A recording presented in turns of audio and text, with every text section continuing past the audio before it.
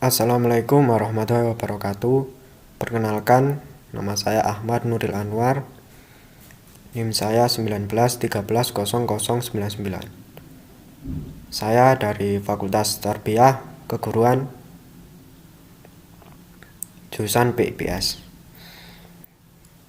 Kelas saya yaitu PIPS D19.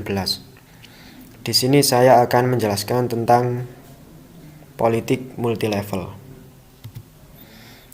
Politik wilayah dan multilevel tata kelola. Politik selalu memiliki dimensi spasial atau teritorial. Sebagai aturan, politik melibatkan pembuatan dan penegakan aturan umum atas populasi tertentu.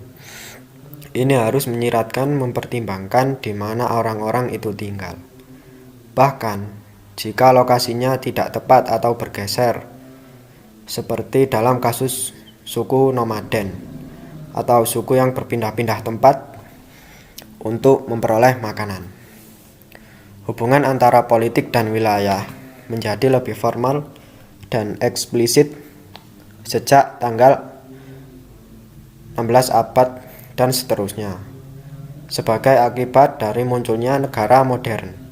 Sebagai contoh, Peace of Westphalia pada tahun 1648 mendefinisikan kedaulatan dalam teritorial. Istilah negara ditentukan oleh kemampuan mereka untuk berlatih secara mandiri, kontrol atas semua lembaga dan kelompok yang tinggal di dalam wilayah mereka perbatasan. Kekuasaan politik selalu dikaitkan dengan penguasaan wilayah, karena memungkinkan adanya penguasa baik untuk mengekstraksi sumber daya dan untuk mengontrol populasi yang ditentukan secara geografis. Tugas seperti mempromosikan pertumbuhan ekonomi dan kemakmuran, mengatasi pemanasan global, menghentikan penyebaran senjata pemusnah massal, dan mengatasi pandemi tidak mungkin dilakukan untuk dicapai oleh negara manapun sendiri. Betapapun kuatnya negara itu, serikat dalam keadaan ini dipaksa untuk bekerja sama, mengandalkan upaya kolektif dan energi. Kombinasi dari proses-proses tersebut melalui mana suatu peningkatan beban pengambilan keputusan politik telah dibuat baik di atas dan di bawah tingkat nasional, telah membantu membentuk kembali politik teritorial dan membangkitkan minat fenomena tata kelola multilevel. Ini bisa diperiksa dengan baik melihat masing-masing pada proses tata kelola yang beroperasi di subnasional tingkat dan di tingkat transnasional. Selanjutnya yaitu politik subnasional.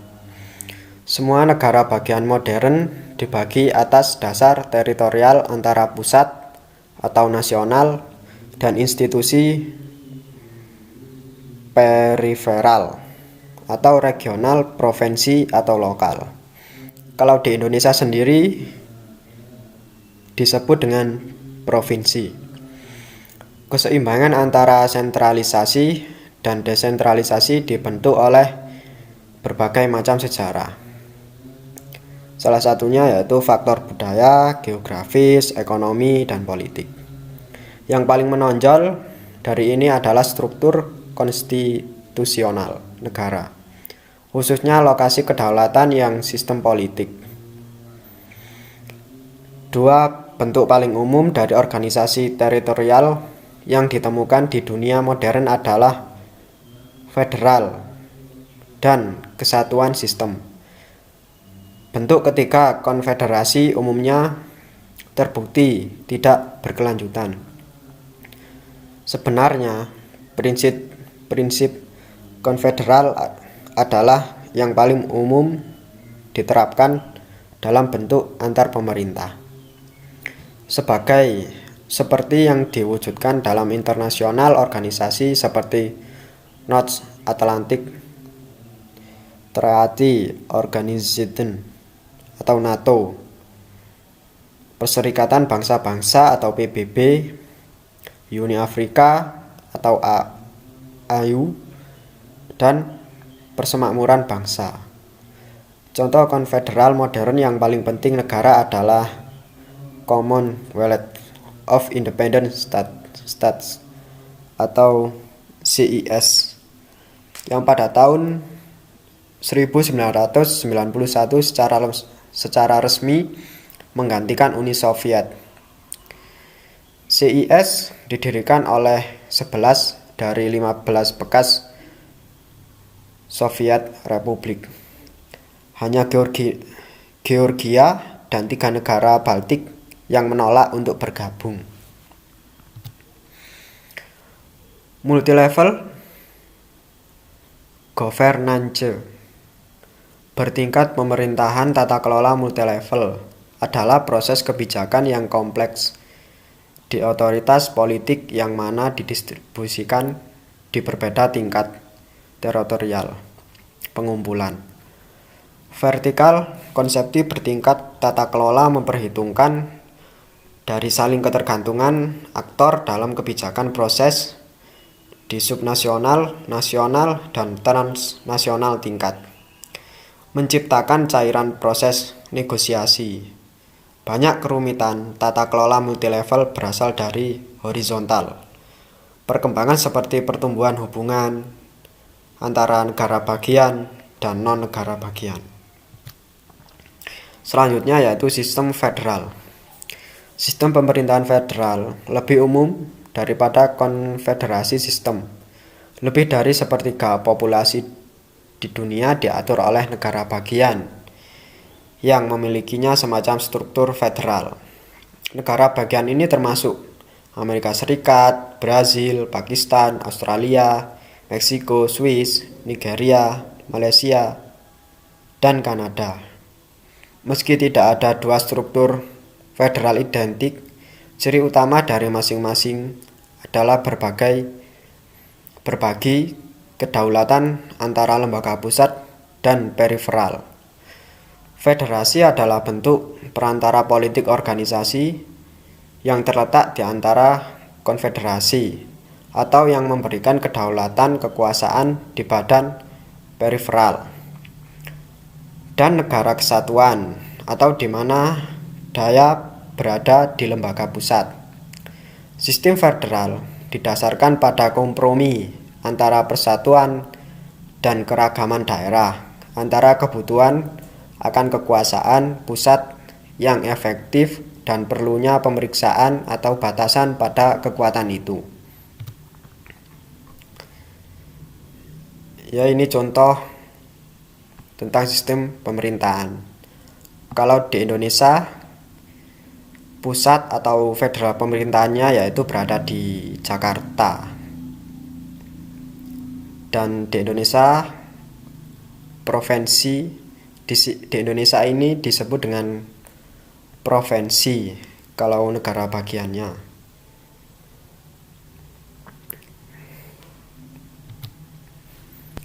Mengapa federalisme? Yang pertama yaitu kesamaan sejarah dapat diidentifikasi. Misalnya federasi seringkali dibentuk dengan berkumpulnya sejumlah komunitas politik mapan yang ingin mempertahankan identitas mereka yang terpisah dan sampai batas waktu tertentu otonominya. Faktor kedua yang mempengaruhi pembentukan federasi adalah adanya ancaman eksternal atau keinginan untuk berperan lebih efektif dalam urusan internasional. Negara-negara kecil yang secara strategis rentan, misalnya memiliki insentif yang kuat untuk memasuki serikat politik yang lebih luas. Faktor ketiga adalah ukuran geografis. Bukan suatu kebetulan bahwa banyak negara bagian Yang ketiga adalah ukuran geografis. Bukan suatu kebetulan bahwa banyak negara bagian teritorial terbesar di dunia memilih untuk memperkenalkan sistem federal. Ini berlaku untuk Amerika Serikat dan itu juga berlaku untuk Kanada, Brazil, Australia, Meksiko, dan India. Faktor terakhir yang mendorong adopsi federalisme adalah heterogenitas budaya dan etnis. Singkatnya, federalisme seringkali membuat respon kelembagaan terhadap perpecahan dan keragaman masyarakat. Fitur federalisme. Dua tingkat pemerintah yang relatif otonom, baik pemerintah pusat dan pemerintah daerah, memiliki berbagai kekuasaan yang tidak dapat dilanggar oleh pihak lain. Ini termasuk setidaknya ukuran otoritas legislatif dan eksekutif dan kapasitas untuk meningkatkan pendapatan, dengan demikian menikmati tingkat kemandirian fiskal. Konstitusi tertulis. Tanggung jawab dan kekuasaan setiap tingkat pemerintahan didefinisikan dalam bentuk konstitusi yang dikodifikasi atau tertulis. Oleh karena itu, hubungan antara pusat dan pinggiran dilakukan dalam rangka hukum formal. Otonomi setiap tingkat biasanya dijamin oleh fakta bahwa tidak ada yang mampu mengubah konstitusi secara sepihak. Misalnya di Australia dan Swiss. Amandemen konstitusi juga harus diratifikasi dengan referendum afirmatif. Hakim konstitusional. Ketentuan formal dari konstitusi ditafsirkan oleh Mahkamah Agung atau MA, yang dengan demikian melakukan arbitrase dalam kasus perselisihan antara tingkat federal dan pemerintah negara lain, dalam menentukan bidang yurisdiksi masing-masing di setiap tingkat. Badan peradilan dalam sistem federal dapat menentukan bagaimana federalisme bekerja dalam praktiknya, yang tak terelakkan menarik peradilan ke dalam proses kebijakan. Selanjutnya yaitu lembaga penghubung. Untuk mendorong kerjasama dan pemahaman antar tingkat federal dan pemerintah negara bagian, daerah, dan provinsi harus diberikan suara dalam proses pembuatan kebijakan pusat. Ini biasanya dicapai melalui badan legislatif bikameral, di mana majelis kedua atau majelis tinggi mewakili kepentingan negara bagian, seperti 105 kursi di Senat Kanada diberikan berdasarkan regional, dengan masing-masing dari 4 wilayah utama menerima 24 kursi. Sisanya ditugaskan ke wilayah yang lebih kecil atau daerah terpencil. Penilaian federalisme. Salah satu kekuatan utama sistem federal adalah bahwa tidak seperti sistem kesatuan. Sistem tersebut memberikan suara politik yang dijamin secara konstitusional kepada kepentingan regional dan lokal. Negara bagian atau provinsi menjalankan berbagai kewenangan otonom dan menikmati sejumlah perwakilan di pemerintahan pusat, biasanya seperti yang ditunjukkan di atas melalui legislatif federal. Dari akhir abad ke-19 dan seterusnya, ini memberi jalan pada sistem federalisme kooperatif yang didasarkan pada pertumbuhan hibah atau bantuan dari pemerintah pusat federal ke negara bagian. Oleh karena itu, pemerintah negara bagian dan lokal menjadi semakin bergantung pada aliran dana federal. Jadi, pemerintah negara bagian, lokal atau provinsi bergantung oleh pemerintah federal pusat, jadi tidak bisa mandiri, terutama setelah peningkatan program ekonomi dan sosial yang terjadi di bawah kesepakatan baru pada tahun 1930-an. Federalisme koersif. Ini adalah sistem di mana pemerintah federal meningkatkan kepatuhan negara bagian dengan mengeluarkan undang-undang yang mendahului kekuasaan mereka dan memberlakukan pembatasan pada negara-negara bagian dan lokalitas dalam bentuk mandat. Jadi, hal ini negara bagian atau provinsi terikat oleh undang-undang yang berada di pemerintahan federal atau pusat.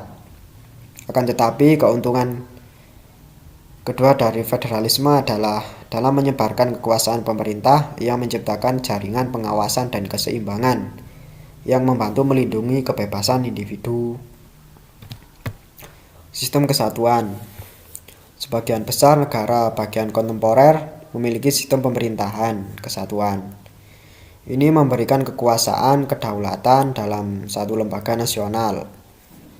Di Inggris, lembaga ini parlemen yang memiliki setidaknya secara teori otoritas legislatif yang tak tertandingi dan tidak dapat ditandingi. Parlemen dapat membuat atau membatalkan undang-undang yang diinginkannya. Kekuasaan tidak diperiksa oleh konstitusi yang dikodifikasi atau tertulis. Tidak ada badan legislatif Inggris yang dapat menantang otoritasnya. Dalam hukumnya mengungguli semua bentuk hukum Inggris dan lainnya. Jadi dalam hal ini parlemen memegang kendali penuh atas semua keputusan yang ada di negaranya. Pemerintah lokal. Pemerintah daerah dalam arti sederhananya adalah pemerintah yang dikhususkan untuk daerah tertentu, misalnya desa, distrik, kota, atau kabupaten. Kalau di Indonesia ini distrik ini biasanya banyak digunakan di wilayah Papua. Lebih khusus lagi, ini adalah bentuk pemerintahan yang tidak memiliki bagian dalam kedaulatan karena keseluruhannya berada di bawah otoritas pusat atau federal. Keseimbangan antara pusat dan pinggiran lebih jauh dipengaruhi oleh faktor-faktor seperti budaya, politik, dan sifat sistem partai. Misalnya kecenderungan politik lokal yang berkembang dipolitisasi dalam arti bahwa partai nasional semakin mendominasi politik lokal. Biasanya membawa serta sentralisasi yang lebih besar dengan tidak adanya jenis kerangka konstitusional yang disediakan federalisme. Pelestarian otonomi daerah bergantung pada tingkat yang krusial pada pengendalian diri oleh pusat. Devolusi biasanya dibuat sebagai respon terhadap peningkatan ketegangan sentrifugal dalam suatu keadaan, dan sebagai upaya khususnya untuk mendamaikan pertumbuhan regional dan terkadang nasionalis tekanan. Meskipun mereka tidak memiliki kekuatan yang mengakar, setelah dipindahkan majelis telah memperoleh identitas politik mereka sendiri dan memiliki ukuran legitimasi demokrasi. Setelah mereka sangat sulit untuk dilemahkan dan secara normal keadaan tidak mungkin untuk dihapuskan. Misalnya pemerintahan Prancis dan parlemen Stormont Irlandia Utara. Parlemen Stormont ditangguhkan pada tahun 1972 dan diganti oleh pemerintahan langsung dari parlemen Westminster. Tetapi hanya ketika menjadi jelas bahwa dominasinya oleh partai-partai unionis yang didominasi Protestan,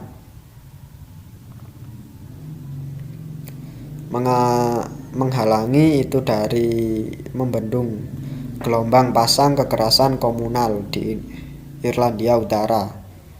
Itu mengancam akan berkembang menjadi perang saudara.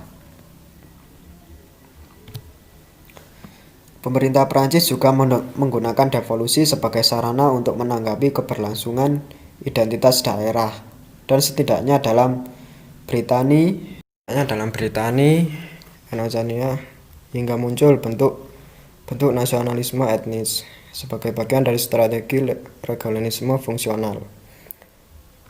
22 badan republik regional dibentuk di 1972 untuk meningkatkan koordinasi administrasi, investasi lokal, dan keputusan terencana. Haruskah keputusan politik ditingkatkan serendah mungkin? Ya, karena bisa meningkatkan partisipasi. Pemerintah daerah atau provinsi adalah agen partisipasi yang lebih efektif dari pemerintah pusat pemerintah. Responsivitas yang lebih besar dengan menjadi secara harfiah atau lebih dekat dengan orang-orang badan periferal, lebih sensitif terhadap mereka yang membutuhkan urusan politik. Peningkatan legitimasi secara fisik dari pemerintah mempengaruhi penerimaan atau keabsahan keputusan politik. Keputusan yang dibuat di tingkat lokal atau provinsi, tingkat kecenderung dilihat sebagai dapat dipahami dan karena itu sah.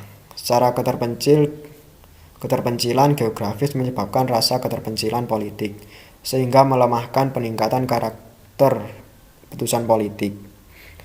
Menjunjung tinggi kebebasan, desentralisasi, dan lokalisme membantu mencegah tirani, dan oleh karena itu melindungi kebebasan individu. Tidak, karena bisa menimbulkan perpecahan nasional, keseragaman bisa terancam, menghambat keadilan sosial, dan bisa menimbulkan pertumbuhan ekonomi. Pemerintah pusat dalam menjalankan fungsi ekonomi yang berada di luar kapasitas badan lokal, ini termasuk mengelola satu mata uang, mengontrol pajak, pengeluaran, dan menyediakan infrastruktur berupa jalan, rel, bandara, dan lain-lain. Regionalisme transnasional. Jenis regionalisme. Regionalisme di sini ada dua. Yang pertama adalah fenomena subnasional, proses desentralisasi yang terjadi di dalam negara dan terkait erat seperti yang sudah dibahas dengan federalisme dan revolusi. Yang kedua yaitu regionalisme adalah transnasional, bukan subnasional. Dalam hal ini regionalisme mengacu pada proses kerjasama atau integrasi antar negara di wilayah yang sama dunia. Regionalisme dan globalisasi. Regionalisme baru terwujud dalam pertumbuhan blok perdagangan regional dan pendalaman blok perdagangan yang ada. Lonjakan ini terus berlanjut sehingga bahwa pada tahun 2005 hanya satu anggota Organisasi Perdagangan Dunia. Perjanjian-perjanjian ini biasanya menetapkan perdagangan bebas melalui pengurangan tarif internal dan hambatan lain-lain untuk perdagangan. Tetapi dalam kasus lain, mereka dapat mendirikan serikat pabean melalui pembentukan tarif eksternal umum atau pasar umum. Menjelaskan regionalisme. Teori regional paling awal atau bahkan global integrasi adalah federalisme, menggambar inspirasi dari penggunaannya dalam politik dalam negeri. Sebagai penjelasan untuk transnasional, regionalisme, federalisme tergantung pada proses pengambilan keputusan secara sadar oleh elit politik, khususnya oleh keinginan untuk menghindari perang dengan mendorong negara-negara bagian untuk mentransfer setidaknya ukuran kedaulatan mereka ke badan federal yang lebih tinggi. Blok-blok ekonomi regional, contohnya seperti Perjanjian Perdagangan Bebas Amerika Utara atau disingkat menjadi NAFTA, yang dibentuk pada tahun 1993. Yang kedua yaitu Uni Eropa atau UE yang dibentuk pada tahun 1993. Dulu awal munculnya Uni Eropa ini anggotanya cuma 6 dan sekarang menjadi 27 anggota. Yang ketiga yaitu Kerjasama Ekonomi Asia Pasifik atau APEC yang dibuat pada tahun 1989. Dulu anggotanya 12 negara dan sekarang menjadi 21 negara. Yang keempat yaitu Perhimpunan Bangsa-Bangsa Asia Tenggara atau ASEAN. Didirikan pada tahun 1967. Yang kelima, Mercosur. Tautan Perjanjian Mercosur yaitu pada 1991. Yang keenam yaitu Area Perdagangan Bebas Amerika atau disingkat FTAA yang berdiri pada tahun 1994 dan memiliki anggota 34 sekarang. Regionalisme Eropa. Cara kerja Uni Eropa. Komisi Eropa ini adalah lengan eksekutif bureaukratik Uni Eropa. Hal ini dipimpin oleh 27 komisaris, seorang presiden,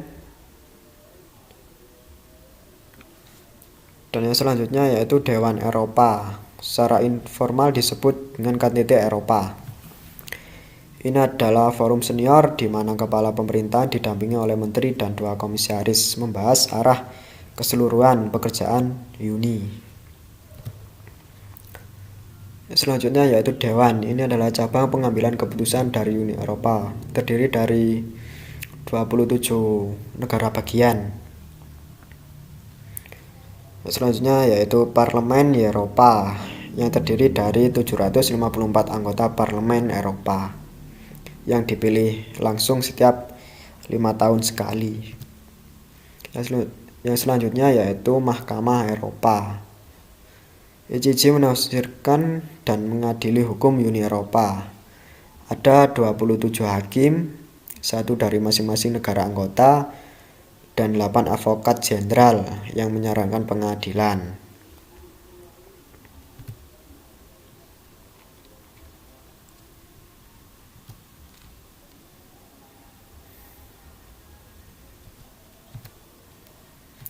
Uni Eropa adalah organisasi politik yang sangat sulit untuk dikategorikan.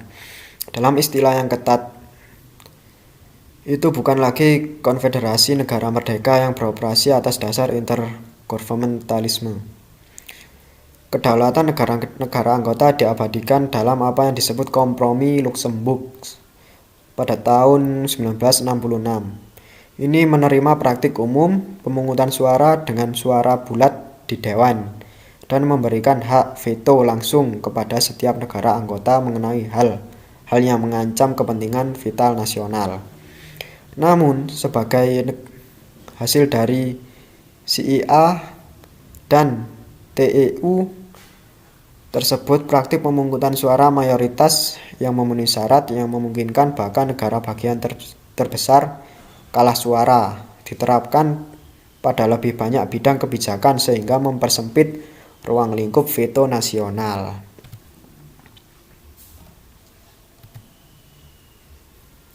Uni Eropa dalam krisis. Terlepas dari kemajuan yang telah dibuat, Uni Eropa dihadapkan pada sejumlah masalah. Bagi beberapa orang, kegagalan Uni Eropa hanyalah masalah waktu. Dalam pandangan ini, tingkat keberagaman di Uni Eropa dalam hal sejarah, tradisi, bahasa, dan budaya berarti bahwa Uni Eropa tidak pernah bisa menyamai kapasitas negara bangsa, menimbulkan loyalitas dan rasa memiliki atau untuk bertindak secara efektif di dunia. Tantangan juga muncul dari proses perluasan, terutama perluasan Uni Eropa ke arah timur selama 2004 lalu. Ini membuat Uni Eropa tumbuh dari organisasi yang semula anggotanya 15 menjadi 27 anggota. Dalam beberapa hal, fil pembesaran 2004 adalah pencapaian puncak Uni Eropa. Dalam hal ini didukung dan dalam arti tertentu menyelesaikan transformasi politik ekonomi Eropa Tengah dan Timur, menandai kemenangan liberal di seluruh Eropa demokrasi. Namun pembesaran progresif telah menciptakan ketegangan antara agenda pelebaran dan pendalaman Uni Eropa. Ada juga penyebab krisisnya Uni Eropa, yaitu defisit demokrasi. Ini biasanya dipahami sebagai kurangnya akuntabilitas demokrasi Uni Eropa, sebagai akibat dari fakta bahwa satu-satunya badan yang dipilih secara langsung, Parlemen Eropa, tetap ada, akan tetapi relatif lemah, meskipun didukung oleh Perjanjian Lisbon. Sekian penjelasan dari saya, Ahmad Nuril Anwar, tentang politik multilevel. Apabila ada tutur kata yang tidak berkenan, saya mohon maaf sebesar-besarnya. Wassalamualaikum warahmatullahi wabarakatuh.